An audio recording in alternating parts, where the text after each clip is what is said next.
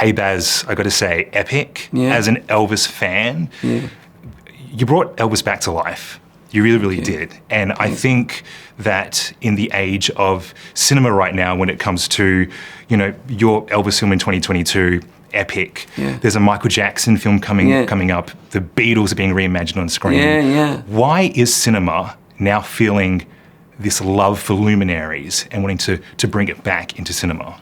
Well, I think music in cinema in general, I mean, I was kind of back there from Strictly Boring, but even in Moulin Rouge, musicals and music cinema was sort of dead. It was all really about psychological drama. Mm-hmm. There's that. And there's a big explosion in musical cinema. I mean, whether it's Wicked or whatever, something going on. But then I think we're all looking at the power of those great artists. They were the soundtrack to our lives.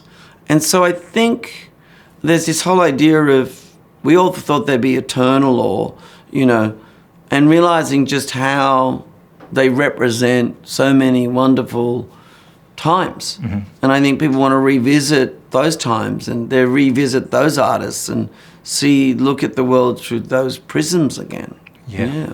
I want to talk about one of my favorite moments in the film, which is Colonel Tom Parker. There is one moment that gave me so many chills. Yeah. It was when he was lurking in the background. Yeah, he lurks quite a bit. Right, yeah. And it's almost like this camera flash came out of nowhere and exposed him. Yeah. Right? And I did see that was definitely something that was that I feel you brought a lot of attention to digitally. In your statement, you did say that what if there's a world where we can use artificial intelligence for illusions? Yeah. As someone like yourself, who I see as a superhero of creativity and an auteur, how do you see artificial intelligence in this new world? I will answer that because I have a lot to say on it, but funnily that. But that moment, all we did was, there was no AI. There's not a frame of AI in this movie. Okay. And not a visual effect at all. None. The only real visual effect is Elvis on the audience. But it only looks so amazing is because Peter Jackson's team brought it back to such incredible life. But you are right about one thing. When we did that, we're editing, and the flash went like this, and it happened to stop on the editing desk on that moment, and you looked into those eyes, and you went like, ah. And so all we did was slow it down a little bit. So you just had a moment to capture the look in the eyes. And, well, he might have been thinking about what to have for lunch. But I don't know. You look in those eyes and you go like, whatever he's thinking doesn't seem that... I'm going to leave people to decide. Now to the subject of AI, which I know a lot about, and I'm involved in quite advanced explorations of it. Look, I understand the fear and it needs absolute governance, no question, but it's not going away. And what I want everyone, what I understand, and I'm very clear on this, is it's really a tool. Because sure, you'll see, today a new one's been dropped and isn't it realistic? But everything's a bit like, isn't that just like? And it's scraping for sure, and that's where you've got to have governance. But I mean, some of the Chinese apps are not governed, they just take. Yep. Right? But what's interesting, even in the most advanced work I've seen, what I'm not worried about is, you see, AI is a copy and it's perfect. Whereas human beings, just like Elvis, it's their imperfection in terms of human beings that compels us. Yeah. And their humanity and their soul. And the one thing AI doesn't really have is a kind of soul.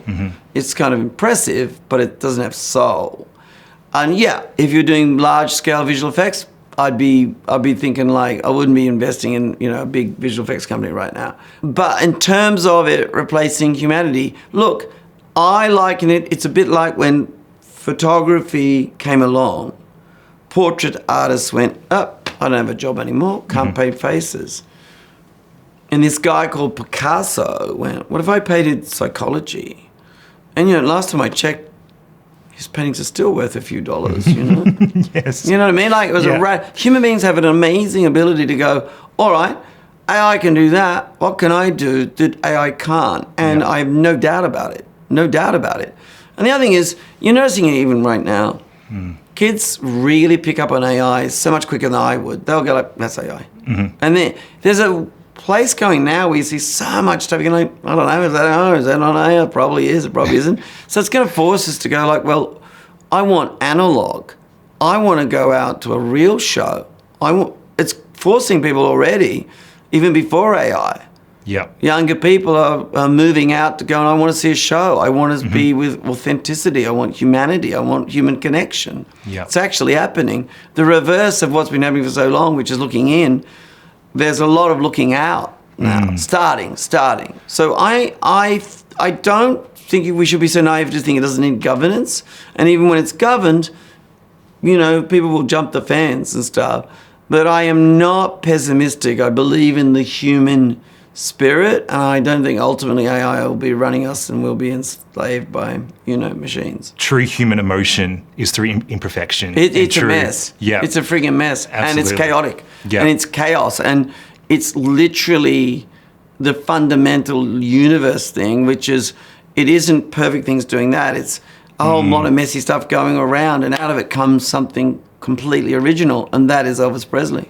There was something that he said at the very end of your film that I loved so much, and it's the King singing, "Do You Miss Me?" And on behalf of all generations who love Elvis, including myself and future generations, I can say we all do miss him.